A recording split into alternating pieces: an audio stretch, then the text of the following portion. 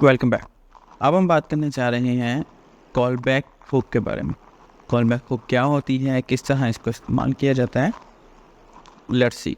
अभी तक हमने स्टेट पढ़ी है, स्टेट के बाद यूज़ इफेक्ट पढ़ा है, और उसके अलावा भी बहुत सारी हुक्स है, यूज़ मेमो है, और भी काफ़ी सारे हैं। लेकिन ये तीन हुक्स ऐसी हैं जो कि इस्तेमाल होती हैं काफ़ी ज़्यादा।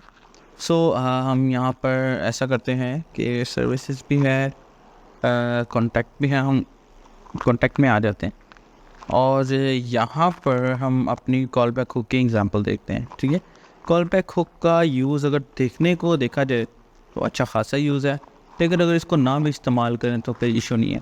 कॉल बैक हुक की अगर मैं आपको डेफिनेशन बताऊं, फॉर एग्ज़ाम्पल मैं यहाँ पर callback hook in React, callback का फंक्शंस भी हैं वैसे तो जावास्क्रिप्ट में, jQuery में। In callback use of the React use callback hook return M memorize callback function. Memorize का क्या मतलब है कि आपने कोई चीज़ टेम्पोरेरी याद करवानी हो या सेव करवानी हो तो उसके लिए ये कॉल बैक हुक इस्तेमाल होती है। लेट्स सी, मैं आपको एक एग्जांपल देता हूँ। मैं यहाँ पर अभी इंपोर्ट करने वाला हूँ इस वक्त यूज़ स्टेट को, ओके।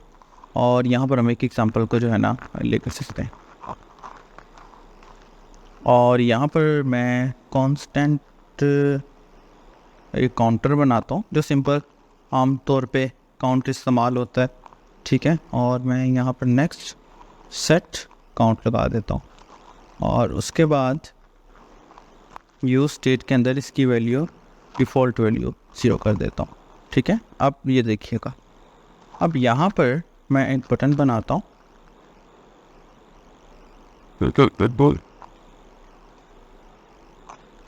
यहाँ पर मैं एक बटन बनाता हूँ, क्लिक फॉर प्लस। ठीक है, और मैं क्लास नेम यहाँ पर बटन डेंजर लगा देता हूँ। ठीक है, एंड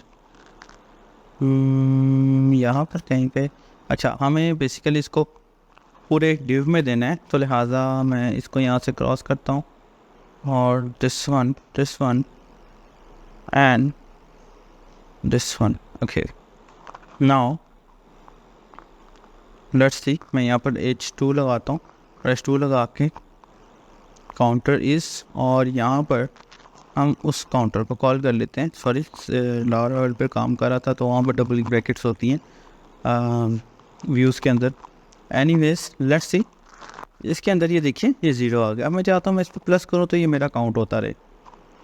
तो यहाँ पर मैं ऑन क्लिक लगाता हूँ और ऑन क्लिक लगाने के बाद यहाँ पर एक फंक्शन लगाता हूँ और मैं इस स्टेट के फंक्शन को यहीं पर कॉल कर लेता हूँ, सेट काउंट। ओके, और इसके अंदर अगेन मैं अपनी इसी स्टेट को कॉल कर, स्टेट के वेरिएबल को कॉल करने के बाद +1 कर देता हूँ।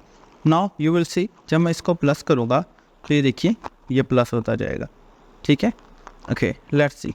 अब ये तो हो गया सिंपल काउंटर जो कि मैंने बनाया सिंपली एक +1 करके, जो सिंपल तरीका है जो हम सारी लाइफ से पढ़ते आ रहे हैं। तो इसको मैं नाम दे देता हूँ H1, सॉरी H1 लिखना था मुझे ताकि थोड़ा सा डिफरेंस क्रिएट हो जाता। Counter with simple state. Okay, अब यहाँ पर हम कॉल बैक को इस्तेमाल करके काउंटर बनाते हैं। ठीक है, कॉल बैक को इस्तेमाल करके काउंटर किस तरह बनाएंगे, तरीका ऑलमोस्ट सारा वही है, थोड़ा सा फ़र्क है कि जो कि समझना ज़रूरी है। इफ़ यू लव कोडिंग तो आपको इजीली समझ आ जाएगा। यहाँ पर मैं अगेन से एक स्टेट बनाता हूँ जिसको मैं यूज़ स्टेट, और इसको मैं काउंटर का नाम दे देता हूँ, सेट काउंटर। ओके, उसके बाद अगेन यूज़ स्टेट एंड यहाँ पर 0 कर देता हूँ। नाउ लेट्स सी, यहाँ पर अगेन मैं एक बटन बनाता हूँ, यहाँ पर अगेन एक बटन बना लिया जाता है। Okay, this one and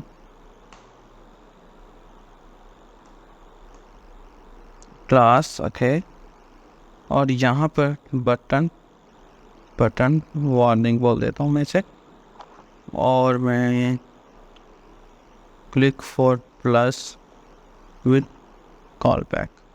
let's see now, मैं ये चाहता हूँ, अच्छा एक और काम कर लेते हैं, यहाँ पर मैं H counter is with call back. Okay, call back basically एक ही स्पेलिंग है, तो लिहाजा उसको इस तरह यूज़ करना पड़ेगा। और यहाँ पर मैं काउंटर को कॉल कर लेता हूँ। Let's see this one. अब ये वाला काउंटर सिंपल स्टेट के साथ चल रहा है, जबकि ये वाला काउंटर कॉल बैक के साथ चलेगा। अब कॉल बैक में लगाने से पहले मुझे यहाँ पर कॉल बैक को कॉल करना पड़ेगा। मैंने यूज़ कॉल बैक को कॉल कर लिया, ठीक है। अब नेक्स्ट यहाँ पर मुझे एक फंक्शन बनाना पड़ेगा, ठीक है। मिसाल के तौर पे मैं एक फंक्शन बना लेता हूँ, यूज़ इंक्रीमेंट का फंक्शन। ओके, इंक्रीमेंट के स्पेलिंग यही होते हैं मेरे ख्याल में। ओके, एंड दिस वन आमतौर पे तो फंक्शन बनता है कुछ इस तरह से, ठीक है। नीचे आ भी गया है कि भाई इसको इस्तेमाल आपने अभी तक नहीं किया। अब यहाँ पर ये वाला फंक्शन है मेरा, मैं इसको यहाँ पर कॉल बैक लगाने के लिए इस्तेमाल करूँगा, ठीक है। अब यहाँ से ये मैं ऐसे ही नहीं बनाऊँगा, जब मुझे कॉल बैक फंक्शन बनाना है तो कुछ इस तरह से मैं बनाऊँगा। ओके, अब इसके अंदर फिर से ये एरो फंक्शन को हम इस्तेमाल कर रहे हैं, ठीक है दोस्तों, एंड दिस वन। ओके, उसके बाद यहाँ पर वो call back does not when they call the only argument did you forget the password for a something, इसकी ज़रूरत नहीं है, ठीक है। यहाँ पर हमें ये लगाना है basically, so it will be fine, क्योंकि ये अरे की जो है ना अरे के हिसाब से चलती है। नेक्स्ट इसको मैं मज़ीद एक्सप्लेन करता हूँ। यहाँ पर अब मैं ये कर रहा हूँ, मैं कहता हूँ भाई सेट काउंटर। ओके, ये काउंटर है, सेट काउंटर, और इसके अंदर मैं यहाँ पर एक पैरामीटर पास करूँगा। ये पैरामीटर बेसिकली क्या करेगा, ठीक है, मैं इस पैरामीटर को नाम दे देता हूँ प्रीवियस काउंट का, ठीक है। अब ये पैरामीटर एक्चुअली क्या करेगा, ये पैरामीटर एज्यूम करके रखेगा हमारी स्टेट की पहले वाली वैल्यू को, ठीक है। अब फॉर एग्जांपल मैं इसके अंदर फंक्शन का थोड़ा सा सिंटैक्स चेंज करना पड़ेगा हमें, ठीक है। This one this one this one and this one, and मैं लिखूँगा जी प्रीवियस काउंट जो कि मैंने किया उसमें +1 हो जाए। और यहाँ पर मैं ऑन क्लिक पे इस इंक्रीमेंट को लगा देता हूँ। देखिए अब मैं इस पे प्लस कर रहा हूँ, ये देखिए 1 होता जा रहा है, अब एक्चुअली क्या हो रहा है, जब मैंने यहाँ पर प्लस किया था तो क्या हो रहा था कि सिंपल जो मेरी स्टेट थी उस स्टेट की वैल्यू ऊपर से आ रही थी इस काउंट के थ्रू, और जो भी उसके काउंट के अंदर था उसके अंदर +1 कर देता था। यहाँ पर तो मैंने अपने काउंटर स्टेट को दिया ही नहीं है, क्यों? क्योंकि कॉल बैक फंक्शन के अंदर या कॉल बैक हुक के अंदर ये खासियत है कि वो आपकी प्रीवियस वैल्यू भी याद रखता है।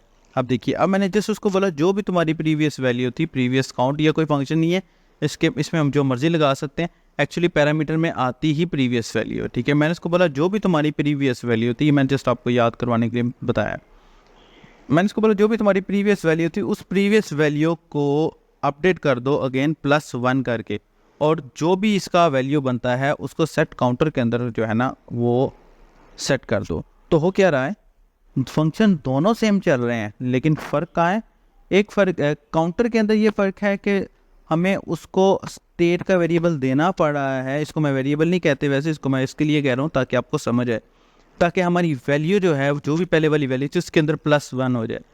और कॉल बैक के फंक्शन के अंदर जस्ट मैंने ये फंक्शन कॉल किया है, ठीक है। अच्छा, फंक्शन को हम यहाँ भी कॉल कर सकते हैं और अलग से बनाकर भी कॉल कर सकते हैं। ये मैंने जो फंक्शन बनाया है इसको एरो फंक्शन बोलते हैं, ठीक है।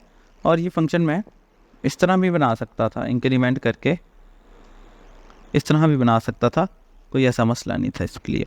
So that's it. इन दोनों में फ़र्क ये है कि आप कॉल बैक फंक्शन आपकी प्रीवियस वैल्यू को याद रखता है ताकि वो बताए कि भाई इसको कॉल बैक करना चाहो तो तुम कर सकते हो, ज़रूरी नहीं है कि करो, ठीक है। जैसे कि हमारी प्रीवियस हिस्ट्री हमें टेम्पोरेरी तौर पर शो हो रही होती है।